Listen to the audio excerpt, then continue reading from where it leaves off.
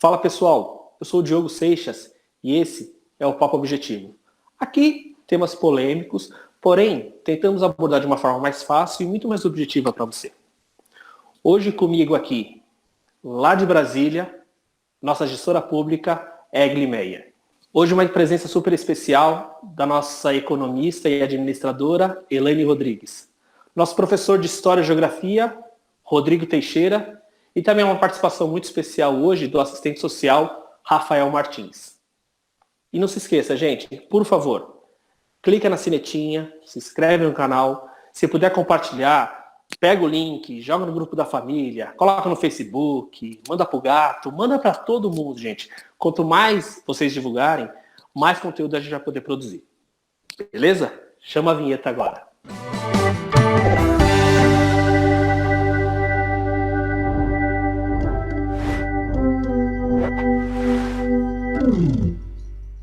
Nós pais tentamos melhorar a educação dos nossos filhos a cada dia. Eu sei que com essa pandemia não é tão simples, né? Conciliar trabalho e educação. Mas eu sei que cada um que está assistindo agora deve estar super valorizando o trabalho do professor, do educador, não é? Não é fácil. Você viu como a vida deles não é tão simples assim. Aí eu queria fazer a primeira pergunta para a Egli, para ela entrar no papo com a gente aqui. Egli, você acha que esse modelo de educação autoritário e punitivo já está ultrapassado? Sim, Diogo.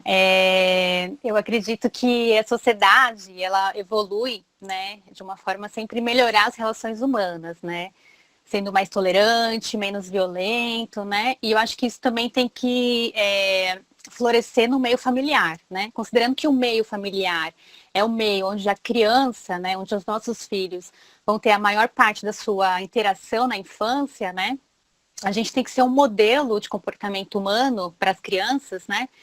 De forma a ser tolerantes, de respeitá-las, de serem gentis com ela, né? Hoje, assim, a educação tradicional, né? Quando a gente pergunta, né, para os nossos pais, como vocês foram tratados pelos seus pais, né? Ela era extremamente punitivista. No Brasil ainda vigora uma cultura extremamente punitivista e muito autoritária com a criança, né? E há, nessa cultura estrutural da sociedade que se reflete na forma como a sociedade interage com a criança, né? Ela acaba impactando no próprio comportamento da criança, né? A criança, como é que eu vou repreender minha filha para que ela não seja violenta com o amiguinho batendo nela, né? As crianças, assim, todo ser humano, ele tem um instinto agressivo, né? Isso faz parte da constituição natural da criança. O que a gente aprende é a lidar com essa agressividade de forma a não ser violenta, né? Eu penso que, assim, eu devo ser um exemplo para minha filha, né? Se ela não consegue lidar com uma frustração, não é sendo violenta, agressiva com ela, que ela vai conseguir entender. Eu converso com muitos pais, né? E muitos pais relatam que a criança ela acaba tendo comportamentos muito agressivos, né? Por exemplo, eu nunca bati na minha filha, mas ela acabou me batendo, né? Ela acabou tendo uma reação muito agressiva, né? Como é que eu faço? Como é que eu lido com isso, né? Olha, a melhor forma de lidar é não ser agressivo, não demonstrar que a gente vai responder essa agressividade com mais agressividade, com violência, entendeu? Porque é um ciclo. A violência gera violência, né? O que a gente faz é acolher a criança, entender por que ela está reagindo daquela forma, né? E depois que passar aquele momento, né, de emoção, de frustração, conversar com a criança, dizer para ela, olha só, a gente não pode bater nas pessoas, a gente não pode bater no amigo, né? E a educação violenta, ela traz traumas, ela traz consequências psicológicas, né? Ela traz, atrapalha o rendimento escolar, né, o desempenho escolar das crianças, né? Além de lesões corporais, né? O castigo físico é uma violência, né? E aí você tem até uma corrente, assim, de religiosos, né? De pais religiosos, que falam da vara, né? Que está disposta em alguns versículos da Bíblia, que é, se eu não me engano, em Provérbios, né? Que acabam incentivando o uso da vara para correção da desobediência das crianças, né? Então, veja, assim, a Bíblia ela é um livro secular, né? Baseado em tradições que são de séculos anteriores, né, da antiguidade. E se hoje a gente está procurando, está buscando ter uma sociedade que seja tolerante, que não seja violenta, por que a gente vai incitar a violência nos nossos filhos, né? Os nossos filhos serão os adultos de amanhã, serão os líderes de amanhã, serão os pais de amanhã. Então veja como esse ciclo vai se reproduzindo na sociedade, né? Então, assim, o que eu vejo é que a gente hoje tem se mobilizado a se discutir sobre a violência contra as mulheres, sobre os maus tratos contra os animais, sobre a violência contra os idosos. Mas e a violência contra as crianças e adolescentes, né? Será que a gente está dando uma visibilidade social para essa questão que ela é tão importante? É bom esse gancho que você deu aí, que eu vou trazer o Rodrigo, que é professor de História e Geografia numa escola estadual, e acho que o Rodrigo vai trazer tanto essas diferentes formas de violência contra a criança e adolescente e falar um pouco até do bullying, né, Rodrigo?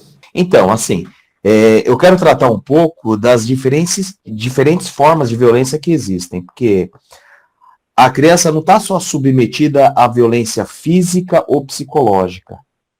Existe a violência, que na minha opinião é a principal, que é a pobreza dela e da família, cara. Você imagina uma criança morar num barraco ou não ter onde morar?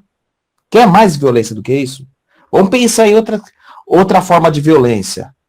Não ter uma alimentação adequada. É uma forma de violência contra a criança. Não ter vaga em creche. É uma violência tremenda contra a criança. Então imagina para essa mãe que não tem onde deixar seu filho para trabalhar. E se ela não conseguir arrumar vaga, já que ela tem um emprego, ela tem que sacrificar uma parte importante do orçamento dela para pagar uma creche particular, sendo que o Estado deveria oferecer isso para ela. Então, assim, tem criança que não tem acesso à água e nem tratamento de esgoto, gente. Então, assim, isso para mim é uma forma de violência brutal. Jogar uma criança e a família dela na pobreza é violência. E eu não vou nem citar a questão, a gente poderia citar também, a questão da violência policial. Você imagina, cara, assim, acho que a gente nunca presenciou isso nos meios de comunicação, ouviu falar. Imaginar a polícia entrando, atirando num shopping center ou num bairro do Morumbi. Para uma criança que mora numa favela, isso é uma coisa natural. Entendeu? Não vou falar que é normal, é natural, quer dizer, é do dia a dia dela. Então, isso é uma violência terrível contra a criança. Não vamos esquecer da Ágata, a Vitória, que acabou sendo assassinada pela polícia no Rio de Janeiro, lá no Morro do Alemão. Entendeu? Então, assim, essa violência foi tão grande que tirou a própria vida da menina, que estava voltando da escola, uma menina de 8 anos de idade, cara. Então, é muito... A nossa sociedade ela é muito violenta. Entendeu? Então, assim, quando a gente trata de violência dentro de casa, na questão da agressão física, para fazer com que a criança fique mais obediente em relação aos pais, a gente está esquecendo dessa violência, que é a violência de condenar toda uma população à miséria e à pobreza. Elas convivem diariamente com isso. E eu não sei, esses tempos atuais está criando uma coisa que eu estou ficando assustado, que é a pessoa ter prazer em praticar violência contra as pessoas mais vulneráveis e as pessoas mais frágeis. Então é um negócio que me assusta muito. Está crescendo muito isso. Quando o índio Galdino foi queimado em Brasília, quem fez aquilo? O grupo de jovens da classe média alta que fizeram aquela coisa terrível contra ele, que acabou levando ele à morte, atirando fogo nele, eles fizeram escondido. Hoje não, o cara filma agredindo um morador de rua e posta nas redes sociais, como se isso fosse uma coisa, entendeu? Espetacular. E tem gente ainda que apoia esse tipo de coisa. E recentemente o presidente falou que ele sente saudade do tempo em que as crianças poderiam trabalhar. Como se no Brasil hoje as crianças não trabalhassem. Então, assim, é de um grau de violência terrível. Quando você vai para o shopping center ou para um parque, que seja, e no trajeto você vai se deparar com uma criança vendendo alguma coisa na rua. E o que você faz? Você levanta o vidro do carro, como se aquela criança fosse uma ameaça para você. A gente que está no carro é uma ameaça muito maior para ela. Porque dentro de um carro pode estar um estuprador. Entendeu? Um assassino de criança. Pode falar, vem cá, coloca ela dentro do carro e acabou, cara. Então, assim, as crianças mais carentes, elas convivem com a violência diariamente, como se fosse uma coisa normal, mas não é normal. Isso é fruto da nossa sociedade capitalista, que é extremamente violenta. Então, assim, que futuro que essas crianças vão ter? Uma criança que é filha de pai e mãe que está desempregado, que futuro que ela vai ter para frente, cara? Que garantia que ela tem de ter uma vida melhor? Nenhuma, na minha opinião, nenhuma. Entendeu? Mas segue aí. Legal, Rodrigo, legal. Rodrigo é o... A gente sempre fala aqui que o Rodrigo sempre solta a granada. Ele começa soltando a granada já de início, já. Ele não tem pudor. Mas isso aí, Rodrigo. Elaine, eu sei que o assunto ficou um pouco pesado, né? Mas eu queria te chamar para a conversa aqui, porque você é economista, empresária, e teve 2 filhas num curto período, né? Então, já ter filhos não é fácil. Ter 2 filhas em seguida é mais difícil ainda. Como é que é na prática essa educação com 2 meninas? Legal, Diogo. Primeiro, acho que obrigada por esse espaço, por esse convite. Eu acho que o tema já me ajudou muito essa semana a refletir sobre o meu dia a dia. Assim, é algo que eu tento fazer de forma cotidiana e natural, que é essa educação das crianças de forma harmônica. Eu já havia ouvido sobre a educação positiva, mas não era algo que eu estudava. E eu, depois lendo um pouco sobre isso, ouvindo durante essa semana, eu acabei entendendo que eu já praticava, mas que eu ainda tenho muito que aprender, né? Mas eu acho que, assim, também retomando um pouco do que a Egli e o Rodrigo trouxeram, que eu acho que é muito importante a gente tentar filtrar em casa, por exemplo, aí na minha experiência pessoal, é não reproduzir as violências sociais em casa, né? A gente sofre violência cotidiana, fora, por meio da mídia, por meio das falas do presidente, e isso impacta a gente no nosso dia a dia, né? E eu já tento fazer isso em casa, de gerar esse filtro e sempre levar para as crianças não só o positivo, porque elas também têm que saber lidar com as realidades da vida, mas eu acho que sempre tentando levar um filtro amoroso, assim, né? Então, dar a realidade para elas, também ter o lúdico, mas eu acho que sempre tentar um equilíbrio e passar sempre por esse filtro amoroso. Então, acho que o que me ajuda muito no dia a dia é sempre refletir. Eu estou gerando uma educação amorosa, né? E isso eu aprendi um pouco com Paulo Freire, apesar de não ser educadora, é uma pessoa que me inspira muito e aconselho as pessoas a beberem dessa fonte. Paulo Freire é uma pérola, né? Acho que também abordando isso que o Rodrigo trouxe das diversas violências que as crianças sofrem, né? E eu acho que a gente pode, então, agir no nosso micro em casa, de forma que a gente sempre se coloque numa posição da gente sempre aprender, e acho que a gente nunca pode ter a sensação de que a gente sabe tudo. Então acho que é muito importante a gente pedir ajuda quando a gente acha que está no nosso limite, né? Para não reproduzir essas violências sociais em casa. Eu acho que isso é muito importante. E também a gente tentar ser um agente social também, né? Às vezes a gente consegue fazer pelos nossos, e também quando a gente vota, exerce a nossa cidadania, eu acho que também pensar nas outras crianças, né?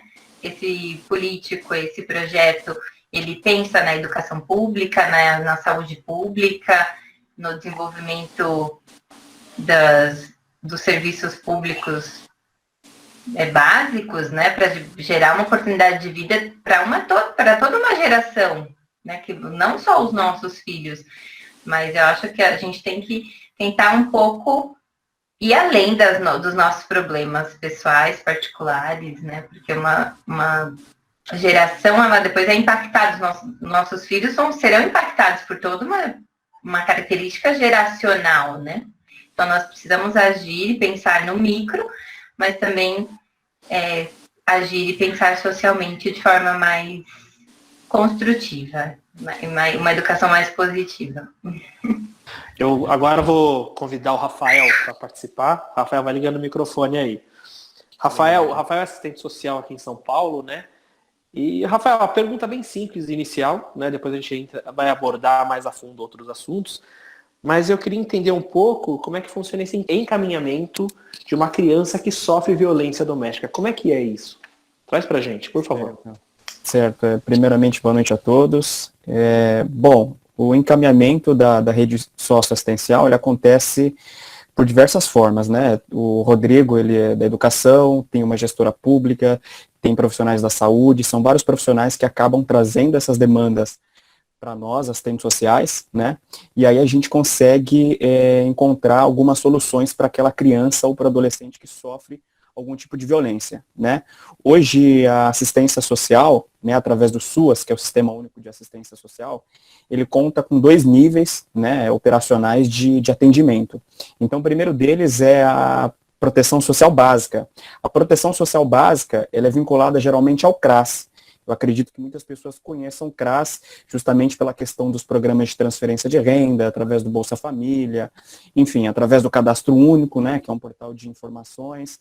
Né? Então, a família ela pode buscar o CRAS para apresentar essa demanda, ou o próprio técnico, né, assistente social, junto com a equipe, ele procura essa demanda através do Ministério Público. Essa demanda ela chega através do atendimento de porta. Geralmente vem uma família trazendo essas demandas de violência doméstica. Né? O curioso é que a violência ela acontece em diversos níveis. Né? Não é só a violência física. O Rodrigo falou que existem vários tipos de violência, né? Existe a violência institucional, que é pouco discutida e que acontece frequentemente com as crianças e adolescentes, né? Não só no espaço público da escola, mas também todos os espaços que a gente conhece, que são espaços sociais, né? Tem a violência sexual, que ela acontece muito, principalmente agora, no período de pandemia, né? Isso que a gente tem que prestar muita atenção, né? Nas crianças e nos adolescentes.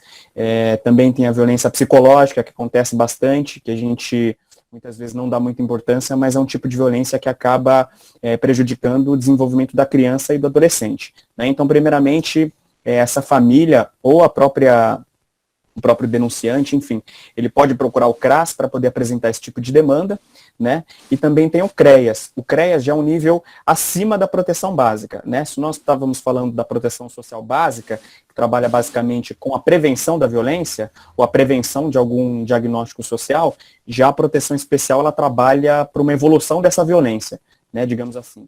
E aí, através da rede conveniada, o CREAS, que é o Centro de Referência Especializado de Assistência Social, ele presta um leque de serviços para aquela família, ou para aquele adolescente, ou para aquela criança que sofre esses múltiplos níveis de violência. Né? Hoje a gente conta na rede socioassistencial com um serviço que se chama SPVV, que é o Serviço de Proteção a Crianças Vítimas de Violência Doméstica, né? Aí doméstica, sexual, psicológica, e dentro desse serviço existe uma equipe técnica especializada que trabalha para minimizar os impactos dessa violência na vida da criança ou do adolescente. Né? Dentro desse serviço existe profissionais capacitados justamente para receber e acolher essa criança e a família também. Né? É uma equipe formada por assistente social, por psicólogo, tem um gerente, tem uma equipe operacional que ela está de prontidão para poder atender esses adolescentes e essas crianças.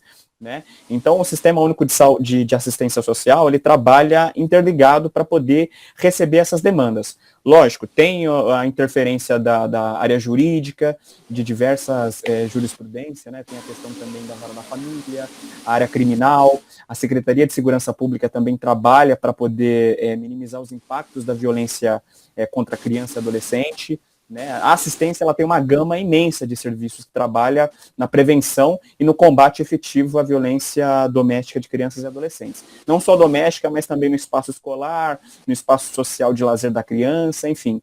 Tem os conselhos tutelares também, né, que ele é um órgão gestor que trabalha no gerenciamento e na efetivação do ECA, né, que é o Estatuto da Criança e do Adolescente. né? O ECA é um instrumento prioritário para a defesa dos direitos da criança e do adolescente. Então, não só os conselheiros tutelares, mas nós, assistentes sociais, a gente utiliza como baliza esse instrumental para poder encaminhar crianças e os adolescentes, né, e os familiares para os determinados serviços que compõem a rede socioassistencial. São vários serviços. Se eu fosse citar aqui para você, Diogo, a gama de serviços que a gente tem no território, eu ficaria aqui a noite inteira, né?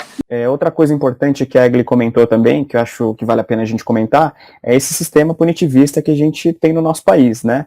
Se a gente pegar, por exemplo, as garantias constitucionais da criança e do adolescente, a gente resgata lá desde o Código de Menores, do século XX, né, de 1927, a gente percebe que existem uma série de irregularidades. Por quê?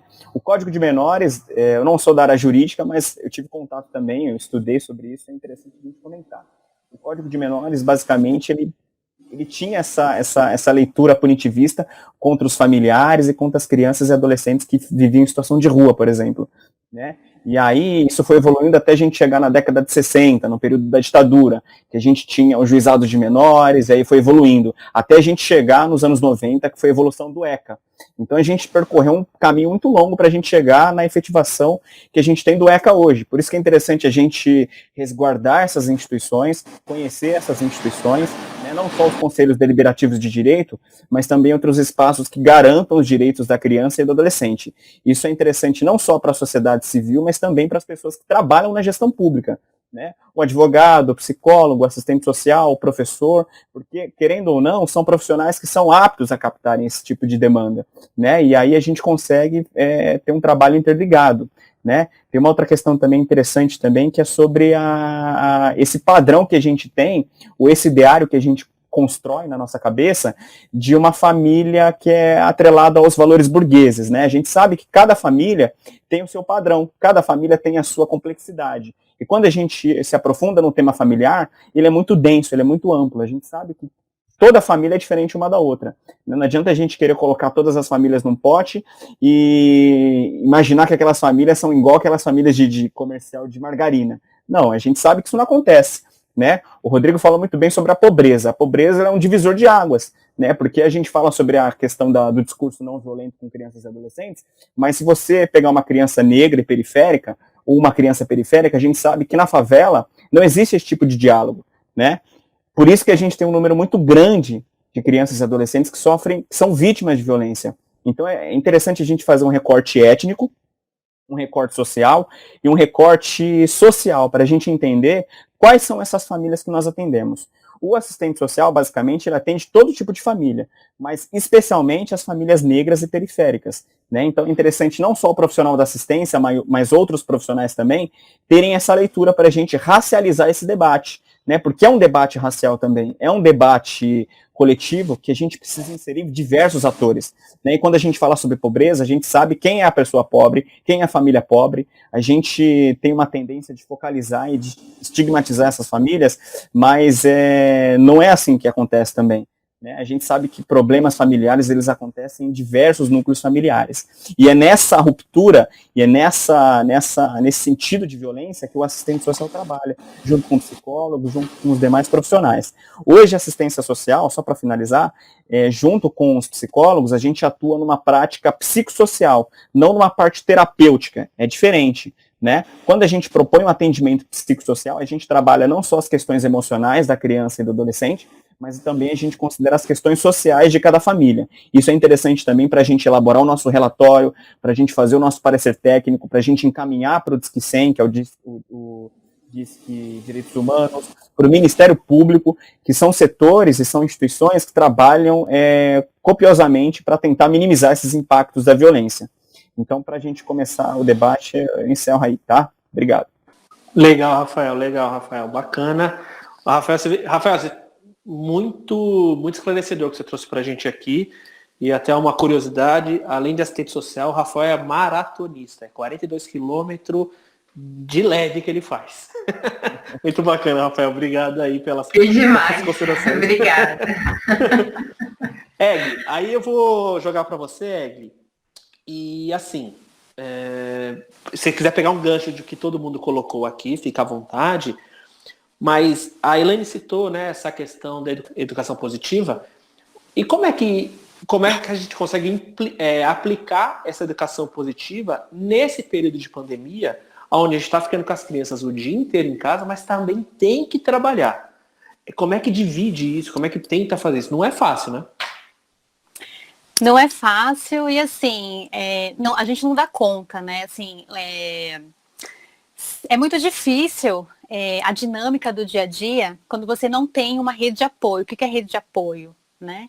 É você ter pessoas de confiança, né, familiares ou amigos, em que você pode deixar sua filha para você resolver outras coisas, entendeu? Por exemplo, para eu voltar a estudar, né, para eu poder fazer minha especialização, eu tive que deixar minha filha aos cuidados da avó materna dela, né, da avó paterna, desculpa, para eu poder assistir às aulas, para eu poder ir para a biblioteca e fazer pesquisa. Se eu não tenho essa rede de apoio, eu não tenho como fazer essas tarefas, porque eu não posso levar minha filha, né, para a universidade, ter aula com ela, né? E até tem um projeto interessante na UNB, que era uma creche universitária para mães que estudam na pós-graduação e na graduação. Porque assim, não há creche, não há vaga, né, nas creches, né? A universalização da creche não é de interesse dos nossos governantes. Então, assim, isso prejudica muito a volta das mães, né, que deixaram de trabalhar como eu para poder cuidar do filho, né?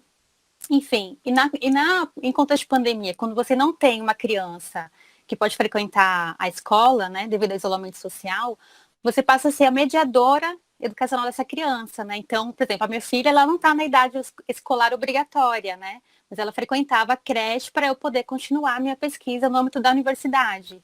Então, assim, sem essa possibilidade, né, de deixar ela por um tempo na escola, prejudicou todo o meu conteúdo de pesquisa, né? Eu entreguei minha pesquisa recentemente, mas assim, como é que eu vou estudar em casa, ler textos, ter concentração, fazer pesquisa com uma criança em que eu tenho que ficar 24 horas com ela, né? E além do mais, eu tenho trabalho doméstico, então prejudicou muito. Mas mesmo assim, né, a gente procura harmonizar, né, todas as relações. Então, assim, eu utilizo o tablet com a minha filha. Foi até interessante, vocês produziram um conteúdo sobre isso, né, o uso de aparelhos tecnológicos, né? Vale a pena conferir esse vídeo, né? Então, assim, a gente vai intercalando. Eu converso muito com a minha filha, né? Ela quer minha atenção, ela chora pela minha atenção, ela quer brincar, ela não pode ir no parquinho, socializar com as amigas dela, né? Então, a gente está em casa, eu moro em apartamento, né? Como é que eu lido com isso? Então, eu converso com ela, olha, filha, olha só, a mamãe agora vai ter que fazer o almoço, espera um pouquinho, assiste um pouquinho de tablet, olha só, vamos almoçar, depois a gente vai brincar à tarde. Você não quer tirar aquele soninho depois do almoço, né, para você descansar? Quando você acordar, a gente vai brincar um pouquinho, né? Enquanto você dorme, eu vou estar estudando, né? Então a gente vai conversando, vai negociando, né? O legal é você poder dar escolhas para a criança, né, para que ela não se sinta sempre na obrigação de fazer uma coisa, né, que não fique aquela relação autoritária. Eu quero que você faça isso. Não, eu vou dar opção para minha filha, olha só. Você não quer tirar um sono? Olha só, você não quer assistir um pouco de tablet, né? Você não quer brincar um pouquinho sozinha, né? A minha filha tem grande dificuldade de brincar sozinha.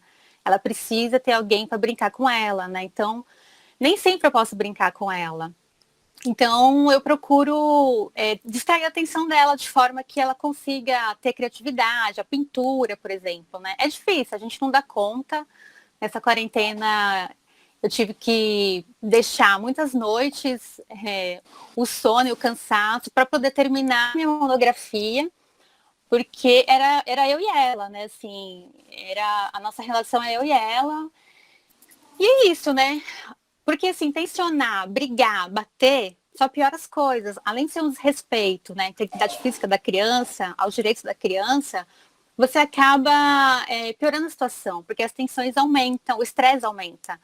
E o estresse, ele libera aqueles hormônios muito ruins, né? Então, é muito difícil. A criança, ela não tem a compreensão que o adulto tem, né? É diferente de eu falar assim, olha, gente, não vou poder. A criança nem sempre aceita o não. Então, você tem que ir conversar, né? Negociar, né? Dirimir as crises, né? Eu falo que com a disciplina positiva, eu aprendi a me autorregular das minhas emoções, porque também é uma forma da gente se reeducar, né? de ser tolerantes com nós mesmos, de regular as nossas emoções e frustrações, né, para saber lidar com a criança e ensinar ela também a regular as frustrações e emoções dela. E falo também que foi, assim, é uma forma muito humanista de se criar, né, o indivíduo, né. Assim, uma das coisas que a gente viu, assim, na especialização, nos estudos, assim, é que a violência doméstica cometida contra crianças, assim, a violência física, não a violência sexual, mas a violência física, ela é muito cometida pelas mulheres, né. E, assim, é interessante esse estudo de investigação. Por que é cometida pelas mulheres, né? Porque as mulheres são as cuidadoras, né? São as mães que cumprem esse papel machista, né? Que é colocado como uma função de gênero, o papel da mulher como mãe educadora, que cuida do lar, né? Que também trabalha fora. Então, assim, essa sobrecarga de funções da mulher, né? Faz com que ela não tenha o autocuidado, né? E essa tensão é tão grande que acaba se transformando na violência, assim, contra os filhos, né? Então, assim, é muito interessante a gente analisar isso do ponto de vista, assim, do patriarcalismo. Por que que a mulher, hoje, ela se constitui como uma das principais agressoras, assim, na violência física, não na violência sexual, na violência física, sem o abuso sexual com as crianças, né? É justamente por essa sobrecarga de trabalho que a mulher, na nossa sociedade machista, ela enfrenta, né? Então, assim, a gente precisa também refletir sobre essa sobrecarga de trabalho na mulher, que também acarreta uma sobrecarga mental e acaba impactando no desenvolvimento da criança, né? Elaine, eu queria te colocar no papo. Rodrigo, segura só um pouquinho, só para a Elaine, porque tinha um gancho da Elaine com a Ed, que eu acho que era legal. Ah, sim, Elaine. O papo tá bem profundo, tá? E a gente tinha conversado antes do programa dessa questão da educação de rede. Aí eu queria ver se você quer entrar nesse assunto ou se você quer comentar o que todo mundo está comentando. Fica à vontade aí. Sua vez. Legal, obrigada, Diogo. Eu acho fantástico todas essas linhas que a gente abriu aqui de reflexões. Enfim, eu acho que a gente precisa realmente refletir. Eu acho que resposta é difícil, né? A gente fala assim,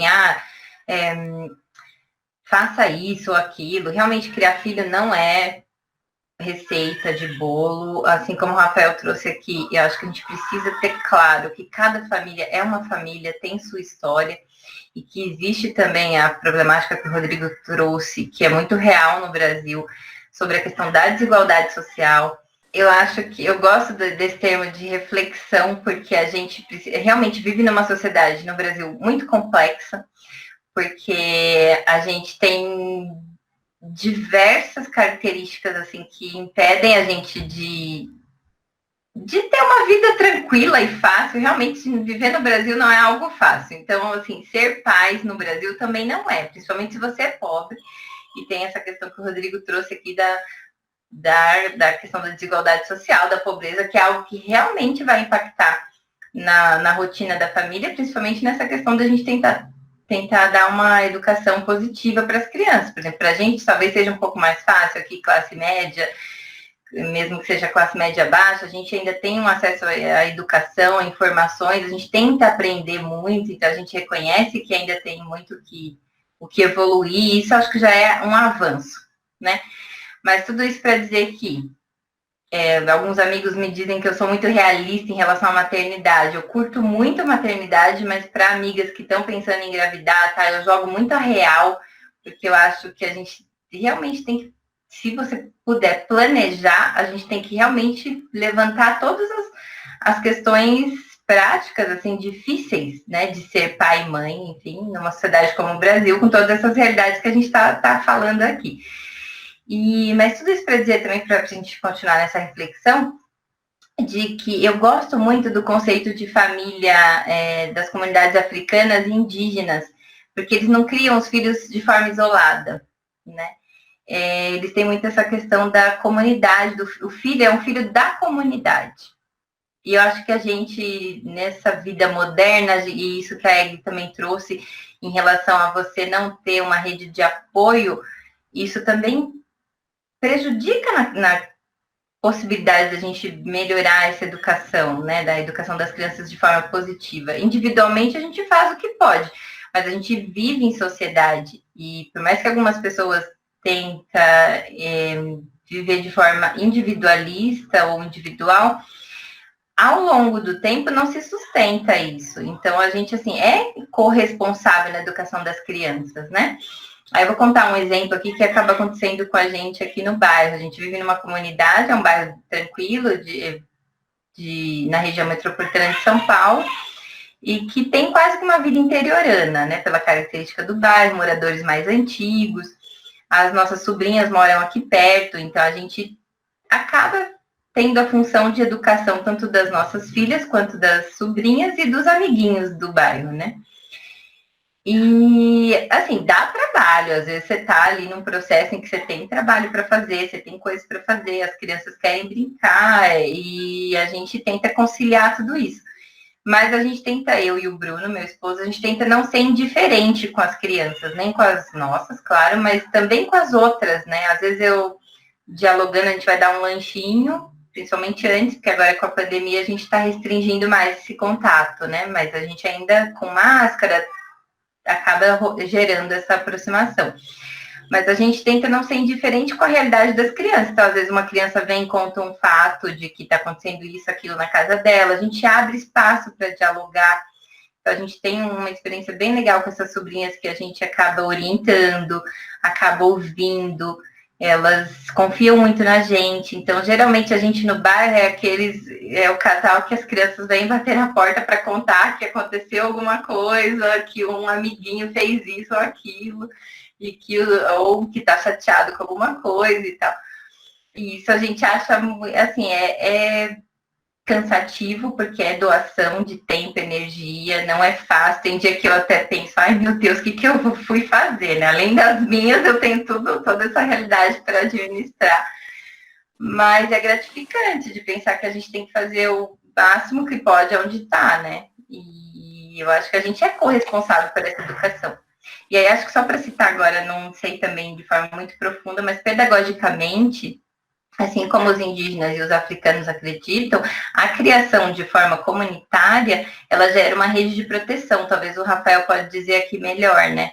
Crianças que se sentem assistidas comunitariamente, tipo, não é só o pai e a mãe que é a referência, mas que elas podem contar com uma rede, com mais pessoas, elas crescem muito mais seguras e mais felizes, porque elas não se sentem desamparadas, né? Elas reduz o medo, e tem vários outros aspectos, assim, que talvez alguém da área da pedagogia poderia se aprofundar. Então, tem pontos muito positivos nessa questão da gente se fortalecer como comunidade, né? Bacana, Elaine, bacana, lindo que você falou. Eu queria trazer o Rodrigo antes de colocar de novo o Rafael aqui, porque senão o Rodrigo vai soltar a granada em mim. Então, tem que pegar o Rodrigo aqui. Tranquilo, garoto. Você colocou, você iniciou, você falou de vários tipos de violência que uma criança pode sofrer, né? Quer falar da escola? E é isso que eu queria falar, porque, tipo assim, uma parte da educação da criança, não vou falar assim que a escola educa, mas a criança se forma também, o seu caráter, o seu dia a dia também na escola. E você tinha citado essa questão do bullying. Como é que é esse dia a dia na escola com as crianças e adolescentes? Vou contar um caso, tá? Em 2016, estava tendo uma situação de que um aluno estava sendo humilhado por um outro grupo de alunos, chamando ele de fedorento. Aí, quando eu percebi, eu tomei partido, chamei a atenção do pessoal, mas depois que os alunos saíram, eu falei, eu posso falar com você depois, com o menino que estava sofrendo agressão verbal dos outros, chamando ele de fedido, assim por diante, tá? Aí, o que eu descobri? Que esse menino, o pai e a mãe dele tinham acabado, há pouco tempo trabalhava de bico, estava desempregado, e ele também estava desempregado, e a casa dele acabou sendo cortado a água e a luz. Então estava tendo uma redução de custos na casa, entendeu? Então não estava dando tempo de lavar a roupa como a gente lava, entendeu? Sempre está lavando, e a gente sabe que produto de limpeza para lavar roupa é bastante caro. Então, assim, ele estava sofrendo bullying por uma condição social que ele estava passando naquele momento, de pobreza e dificuldade, que a família dele, o pai e a mãe tinham acabado de perder o emprego, estava desempregado por um determinado tempo, ele não quis nem entrar em detalhes, mas eles tinham sofrido corte de água e luz em casa. Entendeu? Então, assim, tem esse tipo de coisa, tem isso, é recorrente. Aí a questão é como que o professor vai agir com essa situação. Eu paro a aula e eu tento resolver o problema. Eu tento não envolver a direção, nem a coordenação. Eu tento resolver sozinho. Já praticaram até bullying comigo, com o professor. No sentido de que o aluno queria muito a minha atenção. Então ele ficava meio que censurando, atrapalhando a aula, eu era um bom aluno. E depois que eu fui descobrir que esse aluno, ele não tinha pai. O pai tinha abandonado, né? Então, faltava para ele uma figura paterna, quer dizer, desculpa, faltava a presença de uma figura paterna. Então, ele era uma criança muito carente. Só que num ambiente com 40 alunos de 6º ano, crianças de 11 anos, pré-adolescentes, não dá para você ficar dando atenção exclusiva para uma criança. Entendeu? Então ele acabava atrapalhando. E eu tive até um problema com a mãe, mas depois até ele foi convocado, né? A mãe dele também foi convocada, a gente conversou e resolveu o problema. Tá? Mas assim, tem todo esse tipo de situação, desde agressão física, humilhação, um grupo humilhando um aluno, mas muitas vezes é por questão socioeconômica, de pobreza.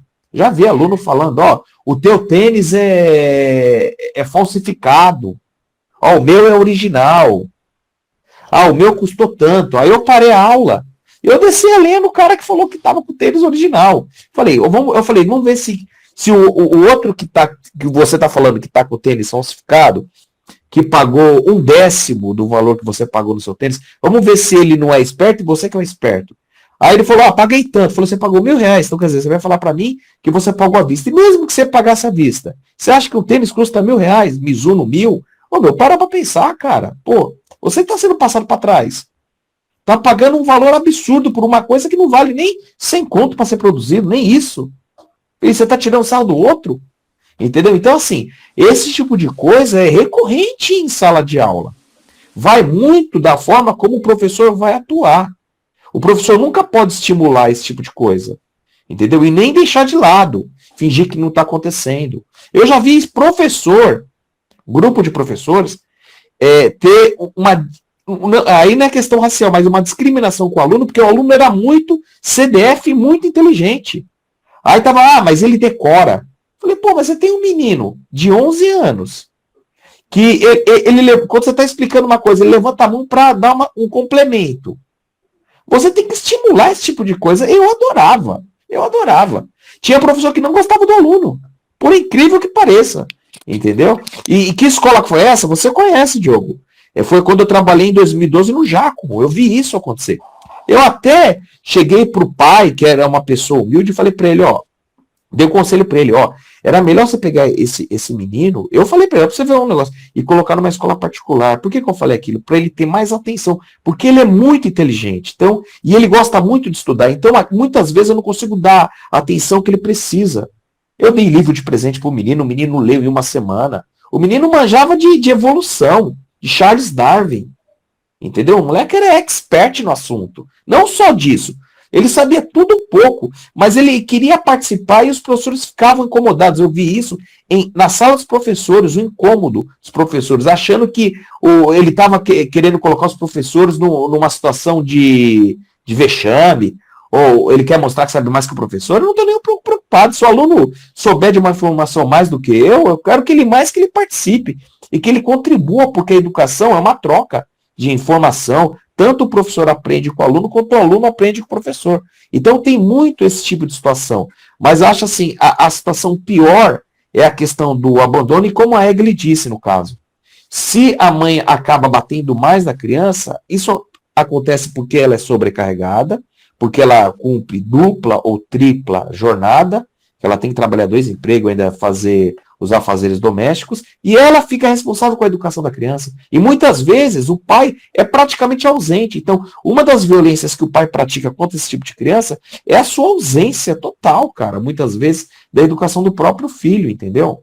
O cara fica no fim de semana no bar, vai jogar bola, fica o fim de semana inteiro fora de casa, entendeu? Fica na casa de um amigo, eu não sei. Ou trabalha o dia inteiro e quando chega cansado não quer participar da educação do filho. Eu acho assim, eu já trabalhei em 2 empregos. Entendeu? Eu tomei uma decisão na minha vida, eu quero trabalhar em um. E eu vou continuar trabalhando em um. Porque eu quero participar da formação e da educação dos meus filhos. Agora, de vez em quando eu dou umas palmadas? Dou, porque tem hora que só conversar não adianta. Eu apanhei dos meus pais quando eu fazia coisa errada, porque ele falava uma vez, 2, 3, na quarta eu não entendia, tinha hora que tinha que tomar umas pancadas para entender. Porque aí, eu não sei, no meu caso não me traumatizou, entendeu? Aí eu aprendi. Então, muitas vezes, a palmada, no caso, a chinelada que seja, sem machucar a criança, acaba mostrando para ela que o que ela está fazendo é errado, porque a criança ela é inexperiente. Então, ela quer experimentar. Ela quer conhecer coisas, ela quer aprender coisas que o adulto conhece, mas a criança não sabe. Então, coloca o dedo aí você vai tomar choque, 1, 2, aí você vai esperar o cara tomar um choque, você vai dar uma chineladinha nele. Aí acho que ele aprende, não sei. Eu acho que o Rodrigo vai tomar um puxão de orelha, tanto da Elaine, quanto da Egli. Eu tô aqui vendo a Egli se contorcer também. Gente, eu tenho Fiquem à vontade, gente. Se vocês quiserem falar, fiquem à vontade. Mas eu entendi agora um rápido. Não, eu entendi o que o Rodrigo disse. Mas não, eu vou falar. Tem a ver com o pai, né? Porque, por exemplo, no geral, o Bruno ainda mantém um equilíbrio, mas eu acho que homens tendem a ser um pouco mais agressivos, né? Mesmo vocês que são pessoas fofas. Tá aí um ponto a se trabalhar, hein, Rodrigo? Vamos conversar. Sim, com certeza. Não, e é violência, gente. Chinelo, palmadinha, é violência. É violência, assim, não tem como minimizar. A gente não pode naturalizar que isso não é violência. É violência, ponto, entendeu? Fim de discussão, né?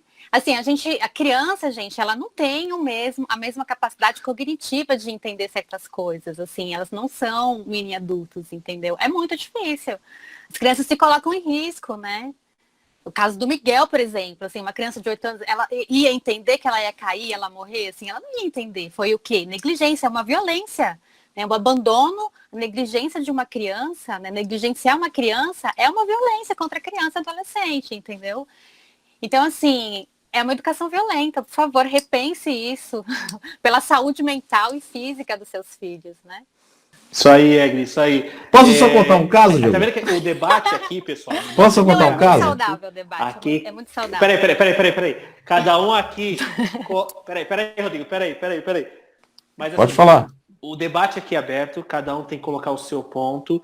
Eu acho que o que a Egli está trazendo aqui, é importantíssimo, né? Porque a gente vem de uma cultura, a gente ainda a gente de 30 e poucos anos, 40 anos no máximo, aí a gente sofreu muito essa questão do aprendizado com punição, com palmadas, chineladas, a gente cresceu com isso.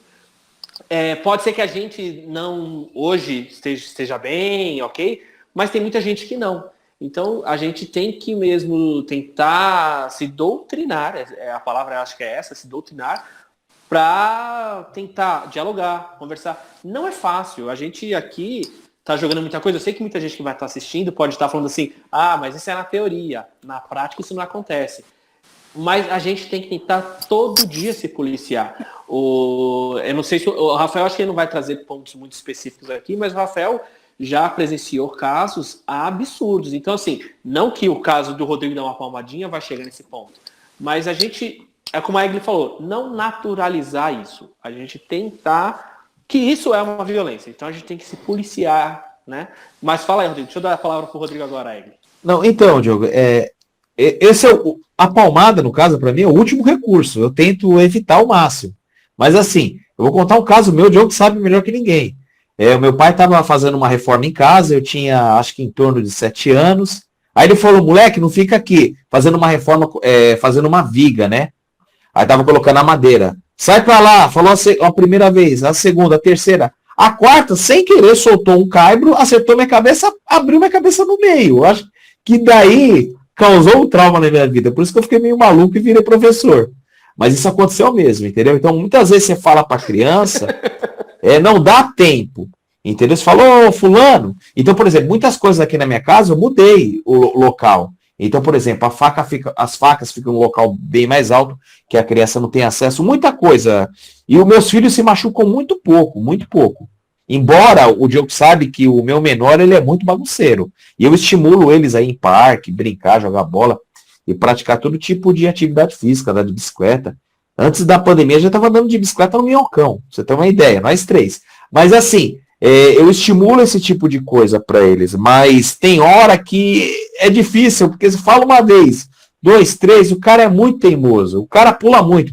Ô, Egli, eu confesso que até o final do programa a gente vai trazer o Me dá bronca aí, Egli. tirar ele do lado negro, tirar ele do lado negro da força. A gente vai converter o Rodrigo. Mas assim, não, só para complementar, o Rodrigo é um ótimo pai, né? Eu acho que às vezes é importante o que o Rodrigo está trazendo, da forma que ele está trazendo, porque eu acho que muitos pais devem fazer isso e acham que é natural. Então, esse exemplo do Rodrigo é importante, né, ele trazer aqui, mas fica como exemplo também, gente, que isso é violência. Por mais que você ache que não é, é violência. Então, vamos repensar. Não é fácil? Não vai ser da noite pro dia? Não vai ser, mas vamos repensar. Vai que você é, Egli. Assim, o que eu ia dizer é que, assim, historicamente, o termo infância, né? O termo infância é se a gente for buscar a etimologia da infância, né? É um termo em latim. O prefixo in é um prefixo de negação, né? E fãs fala, né? Então é aquele que não fala. Infância quer dizer aquele que não fala, né? Crianças, né?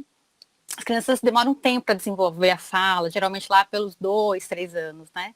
Mas assim, historicamente, assim, na história do mundo ocidental, a infância, ela sempre foi uma fase da vida de um ser humano que ela sempre foi muito desvalorizada, né? Então, assim, por conta até das condições de higiene e de saúde da humanidade, porque a gente não tinha uma longevidade como a gente tem hoje, né? Então, assim, as crianças, muitas vezes, elas morriam. A mortalidade infantil, ela era muito grande.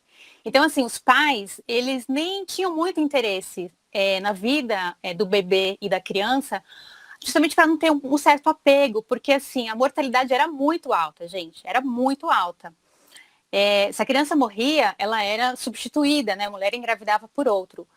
A valorização da infância, ela só vai ocorrer a partir do século XV e muito mais, assim, quando a gente tem uma evolução da saúde, né? Que a longevidade começa a aumentar, né? As crianças começam a sobreviver às doenças, né? Então, assim, século XIX e século XX começa com o desenvolvimento tecnológico na área da saúde e nas condições de higiene. Então, assim, a mortalidade infantil, ela se reduz muito, né? E os estudos também sobre o desenvolvimento humano e psicológico, sobre o comportamento humano, eles começam a ser desenvolvidos. Então, assim, passa a ter mais estudos sobre o comportamento infantil. Então, assim, nesse sentido, a fase da infância, ela começa a ser estudada, as famílias possibilitam ter mais vínculos com as crianças, né? E tudo isso para dizer o quê? Que o período atual que a gente vive é um período em que a gente está valorizando a infância, trazendo mais atenção para a criança, para a fase de desenvolvimento dela, de forma não violenta, né? Como a sociedade evolui, a gente deixa de ser uma comunidade muito violenta, né? E passa a respeitar direitos, né? Os direitos humanos, a gente tem o ECA, né? O que é o ECA? O ECA, ele é como o Rafael falou, ele é um sistema de proteção e garantia para a criança. Ele não conseguiu erradicar a violência, né? Ele é um instrumento para se fazer isso, né? E aí o que acontece? A gente tem as políticas públicas de proteção, como o Rafael citou, né? Recentemente, né, assim, a gente tem casos e casos de violências que levam à morte de crianças, né? Inclusive, a última lei que alterou o ECA foi a lei da palmada, né, que é o caso do menino Bernardo, que foi uma violência que ele sofreu e que acabou levando a óbito dessa criança, né? Então, assim, há pais que defendem que um tapinha ou a vara, né, não vai causar lesão, mas ela realmente causa lesão, ela causa um dano psicológico para a criança, né? Então, assim, é esse sentido que a gente tem buscado, né, de se reeducar para poder dar uma educação respeitosa para a criança, né? Eu acho que é um objeto de reflexão não só para a família, mas para a sociedade, né? A gente vive um momento de grande intolerância social. A gente está com muita dificuldade de lidar com a diferença, né? E aí, assim, se a gente para pensar nos nossos pais, assim, que é essa questão intergeracional, né? Por exemplo, a avó da Maria, assim, as avós da Maria, elas são muito preocupadas, elas foram muito preocupadas com a questão da violência, né? Quando eu falo assim, a Maria fez isso, olha só como ela é danada, menina danada, né? As vós falam, mas você não vai bater nela, né? Claro que não vou bater, né? Mas eles apanharam muito, os professores batiam nos seus alunos, né? A minha mãe sofreu violência de professores, né? Uma questão até para o Rodrigo também, como professor, refletir, né? Como se dava isso no ensino? Isso prejudica muito o ensino, né? Então, assim, era mais ou menos isso que eu queria deixar, né? Que a gente está vivendo um movimento de constância, assim, de valorização da infância, né? Por exemplo, uma das políticas que existe, assim, no governo federal, que é o Criança Feliz, possibilita acompanhar, sobretudo, famílias que estão numa condição mais vulnerável, dando um suporte para as famílias, para estabelecer o vínculo afetivo, para promover do desenvolvimento infantil dessa criança na primeira infância, né? Inclusive, a gente tem um marco regulatório da primeira infância aqui no Brasil, que é de 0 a 6 anos, que estabelece assim, as condições ideais assim, de promoção e desenvolvimento dessas crianças. Bacana, Egli, obrigado pelo depoimento aí, eu acho que é reflexivo, todo mundo precisa refletir, né? Esse papo aqui é para reflexão, né? E, Rafael, queria chamar você, fica à vontade, pega o gancho de que todo mundo falou aqui, e no final, se você quiser citar essa questão da subnotificação desses casos, dessas violências, fica à vontade, agora com você. Tá. Complementando o que a Egli falou, basicamente ela tirou as palavras da minha boca, né? A gente precisa tomar muito cuidado com esse discurso, com esse conceito de educação, né? Principalmente no núcleo familiar, com relação à violência, né? Porque, querendo ou não, a gente acaba generalizando as complexidades familiares. E aí a gente não leva em consideração que cada família é diferente uma da outra, né?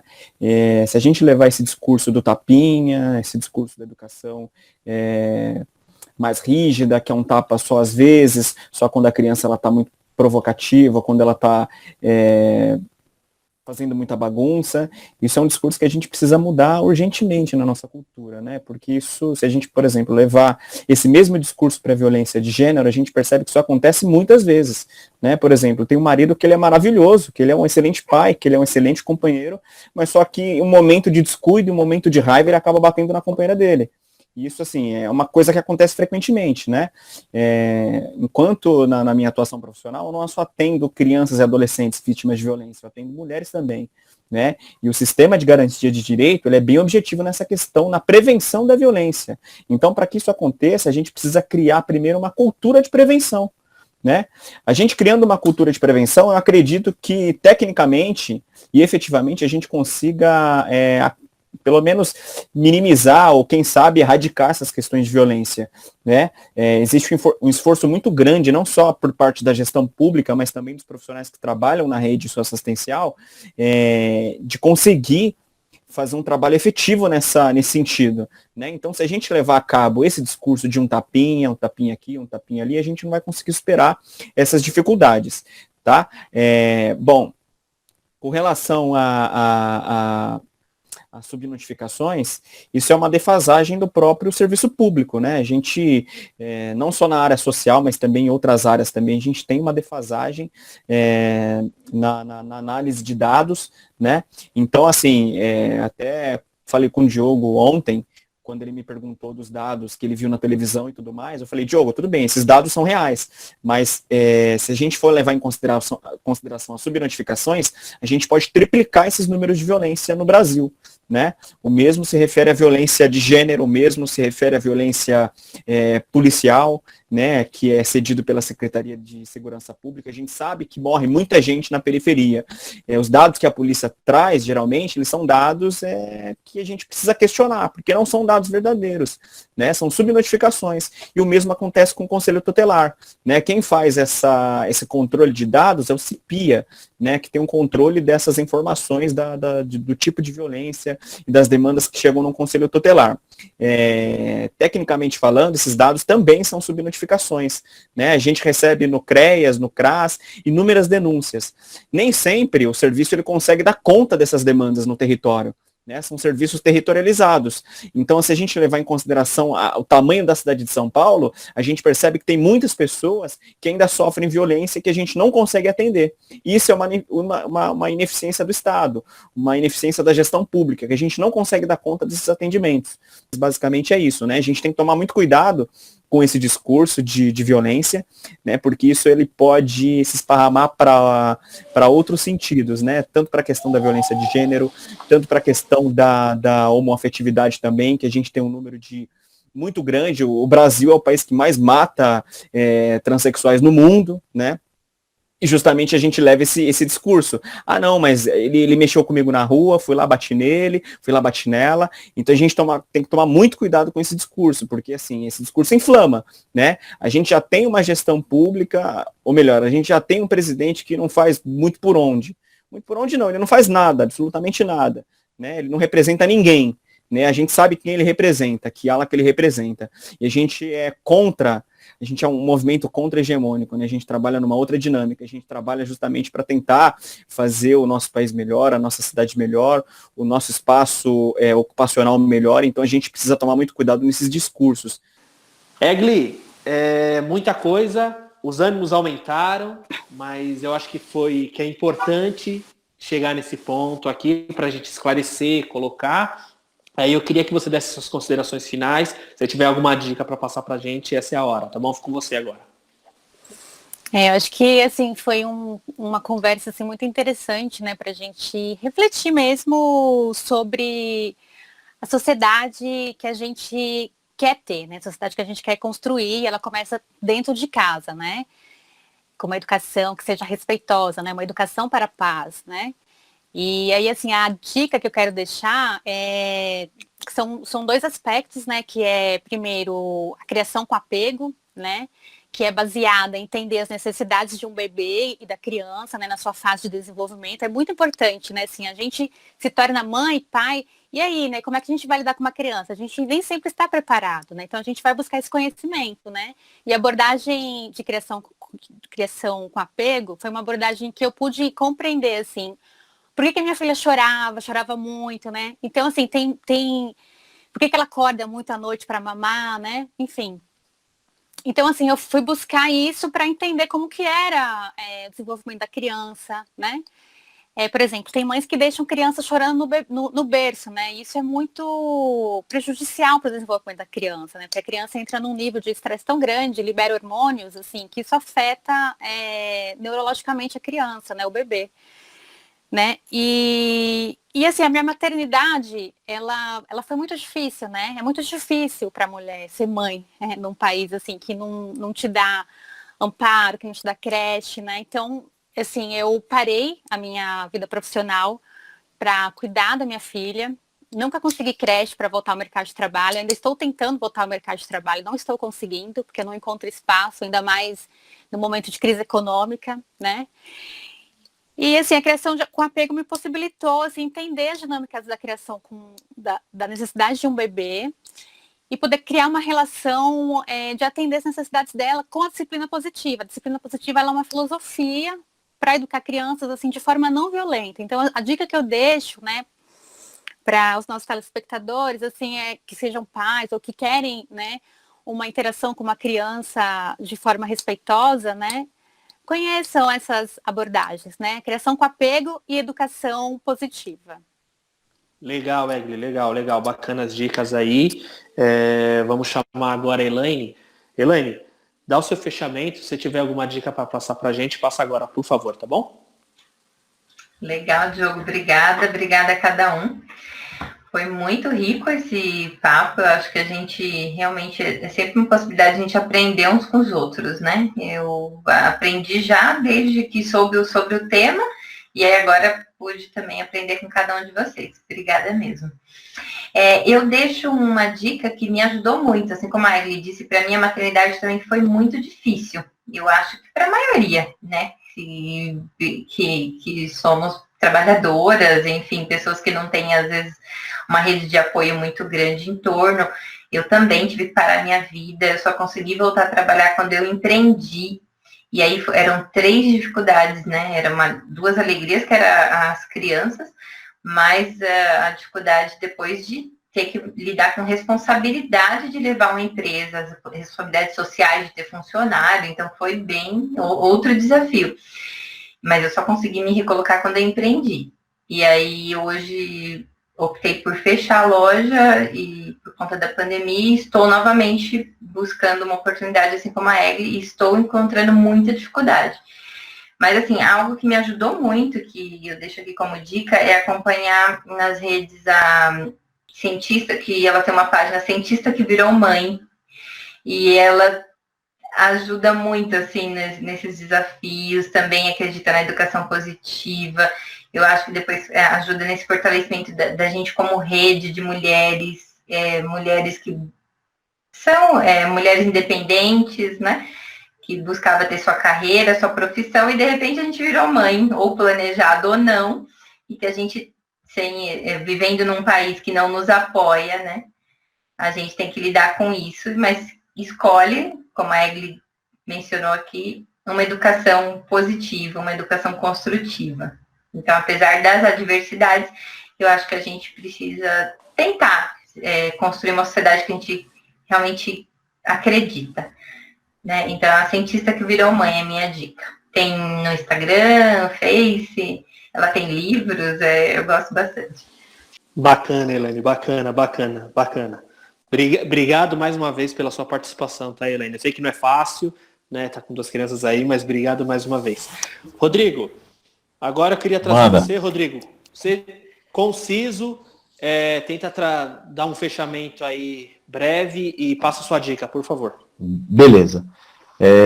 Uma coisa que eu vou trazer um dado para a gente ver como o Brasil ele não tem uma preocupação com a educação, e a educação nunca foi prioridade. E a educação cria oportunidade para as pessoas para elas se desenvolverem, tá? O Brasil universalizou a educação básica, não estou falando nem a creche, porque faltam muitas vagas da creche. Tá? Universalizou o ensino básico na década de 90 do século XX. Os Estados Unidos, que é um país comparativamente igual ao Brasil, o Brasil do século XVIII, XIX, universalizou o ensino básico na década de 90 do século XIX, 100 anos antes. Então o Brasil ele tem uma tradição de não se preocupar com a educação. Foi feita uma pesquisa, o Ibope fez uma pesquisa para perguntar para os eleitores como é que eles escolhiam o candidato, qual que era o mecanismo que fazia com que eles escolhessem o candidato que eles iam votar. A educação era a 5ª prioridade, a escola pública, de modo geral. Entendeu? Então, assim, as pessoas não se preocupam mesmo com a educação não é prioridade no Brasil. Então, um país que não investe em educação, ele vai ter uma série de problemas, tá? Então, a gente tem essa tradição ruim nesse caso. Agora, em relação à palmada, eu tento usar esse mecanismo de maneira, assim, menos possível. Mas de vez em quando acontece. Se eu falasse que eu não fazia de vez em quando, eu estaria mentindo. Então, por isso que eu falei que de vez em quando acontece. Mas a gente tenta colocar de castigo, tenta conversar. Eu acho, assim, que muitas vezes, embora a violência não seja um método ruim para educar uma criança, no caso, e não deixa de ser violência, muitas vezes a criança acaba brigando na escola, e eu já vi, por exemplo, o meu filho com os meus sobrinhos, ele acabou batendo no meu sobrinho. Aí assim, eu falei para ele, quando você bate, você pode apanhar, a pessoa vai reagir. Então isso acaba acontecendo. Então aí a criança não reagiu, aí você vai fazer o quê? Aí ela falou, deu um tapa nele. Eu falei, não é assim, cara. Você não pode resolver as coisas através da violência. entendeu? Você tem que resolver as coisas através do diálogo, mas infelizmente isso de vez em quando acaba acontecendo. Então a gente tenta minimizar isso, mas é difícil. Eu vou confessar para vocês, é difícil, não é fácil, entendeu? Tenta colocar de castigo, tenta conversar, mas nunca é uma coisa fácil, porque cada pessoa é uma pessoa. Então muitas vezes uma pessoa entende, a outra tem muito mais dificuldade para entender, e aquilo vai prejudicar ela, entendeu? Então, mas a gente tem que tentar evitar fazer esse tipo de coisa, eu concordo. Totalmente com a Egli. É uma coisa que eu não gosto, eu me sinto mal, entendeu? Não gostaria de fazer isso. Me incomoda bastante. Mas eu pelo menos eu tô me abrindo, eu tô falando a verdade. Mas é muito raro de acontecer, mais de vez em quando acontece. Ó, a dica, esqueci a dica. A dica é Menino 23, é um documentário, e um filme excelente que fala sobre a Revolução Industrial. Oliver Twist, tá? Beleza? Rafael, muito obrigado pela sua participação. Eu acho que foi rico que você trouxe pra gente. Eu acho que não dá para ficar só nesse programa. Eu acho que você vai ter que participar de outros programas. A gente vai ter que conversar de novo, né? Porque faltou coisa pra gente falar, gente, mas o tempo é curto aqui, não dá pra gente ficar aqui, senão a gente vai ficar horas falando aqui, mas é bacana. Então, Rafael, você puder fazer um fechamento breve e dar alguma dica aqui pra gente agora, por favor. Beleza. Bom, eu queria agradecer a presença de todos vocês, agradecer o convite do Diogo, né? Minha primeira vez aqui no Papo Objetivo, eu gostei bastante da discussão. O tempo passou muito rápido e, sei lá, eu fiquei com a sensação de que eu poderia ter falado mais. Eu tinha várias coisas, várias ideias aqui para poder jogar para a gente discutir, mas infelizmente o tempo foi nosso inimigo, né? É um tema muito delicado, então assim, eu como técnico, como assistente social, tomo muito cuidado para poder falar sobre o tema da violência, que é um tema delicadíssimo, não só no território onde eu atuo, né, mas também no Brasil inteiro e no mundo inteiro. Então a gente tem que tomar muito cuidado com o que a gente fala. Então eu fiquei aqui meio que no malabarismo aqui, tentando encontrar as palavras corretas. Espero que os telespectadores gostem do conteúdo, né, apoiem o Papo Objetivo, é um canal novo, traz bastante diversidade, bastante temática interessante para a gente poder discutir. E é isso. Espero contribuir numa próxima oportunidade. Desculpa alguma coisa, se eu falei demais, se eu falei de menos. Eu acredito que nas próximas oportunidades eu venho me preparando melhor, tá? Com relação à minha dica cultural, eu ando lendo muito nessa pandemia. Enfim, as minhas encomendas demoraram para chegar, né? Queria deixar também minha ressalva aí para todo o apoio para os trabalhadores dos Correios, que é um trabalho super precarizado, né, para o Sindicato dos Correios também, que presta um serviço excelente para a população, né. Eu sou contra a privatização dos Correios, já vou me adiantando aqui, não vou falar muito nesse tema, porque não é o tema, mas enfim, com relação à minha dica cultural, eu queria indicar um livro que é chamado O Mito e a Realidade do Enfrentamento à Pobreza na América Latina, o estudo comparado de programas de transferência de renda no Brasil, Argentina e Uruguai. É o livro que eu estou lendo, tá? Se o Diogo puder colocar o link também do livro no card aí do YouTube, vocês podem pesquisar. É um livro que basicamente fala sobre os programas de transferência de renda, né? Sobre o Bolsa Família aqui no Brasil e o Bolsa Família em outros lugares da América Latina, né? Como uma estratégia de prevenção e também de subsistência para famílias que têm uma renda, uma renda de baixa renda, né? Entre aspas. Então, uma outra coisa, só para fechar, defendam o SUS, defendam o Sistema Único de Saúde, defendam o SUAS, que é o Sistema Único de Assistência Social, que são instrumentos essenciais para o funcionamento da gestão pública, né? Os profissionais de saúde, os profissionais da assistência, da psicologia, da área jurídica, são profissionais que estão sofrendo muito nessa pandemia e a gente precisa do apoio da população. Então, quanto mais pessoas se sensibilizarem com essa questão do SUS, e do SUAS, a gente fica agradecido também, porque é uma forma de reconhecimento de um trabalho super essencial que muitas pessoas não dão valor, mas que tem muito a contribuir para a sociedade. Tá? Então, é isso. Muito obrigado. Valeu, Rafael. Obrigado mesmo, Rafael. Tem muito assunto. Eu prometo que vai ter um próximo aí. E, pessoal, é legal aqui nos comentários, vocês pedem o que vocês querem ouvir, vocês querem ouvir esse tema de novo, o que mais vocês não ouviram aqui que vocês queriam ouvir, vale a pena. Eu queria aqui agradecer a todos no painel hoje. Acho que o papo hoje foi quente, um quente que eu falo, rico de conhecimento, de casos. Por mais que o Rodrigo trouxe aquilo, a Egli colocou a sua parte, mas acho que todo mundo aí tem uma vivência saudável, tá? É bacana essa troca de ideias. E eu também tenho uma dica para passar. A minha dica não é tão simples. Eu acho que nem todos acho que vão ter estômagos para assistir essa série. É uma série documental da Netflix que chama O Caso do Menino Gabriel Fernandes. É um menino nos Estados Unidos que ele sofreu violência doméstica durante 8 meses, porque ele morava com a avó, os pais não ficavam com ele, aí ele teve que voltar para os pais. Nesses 8 meses que ele conviveu com a mãe, ele sofreu violência doméstica todos os dias, até ser assassinado pela mãe e pelo padrasto. A Netflix, ela tem feito séries documentais muito bem feitas. Tem muita série documental muito bem feita. E essa série é impactante. Eu me seguro para assistir essa série. Quando eu vejo essa série, eu repenso minha vida, eu repenso várias coisas. Então vale a pena ver, tá bom, gente? Mais uma vez, obrigado. E eu só queria agradecer a todo mundo que está inscrito no canal. Eu volto a falar, gente, se puder compartilhar o conteúdo, ativar a sinetinha, ajuda demais a gente, tá bom? Muito obrigado, pessoal, e até a próxima.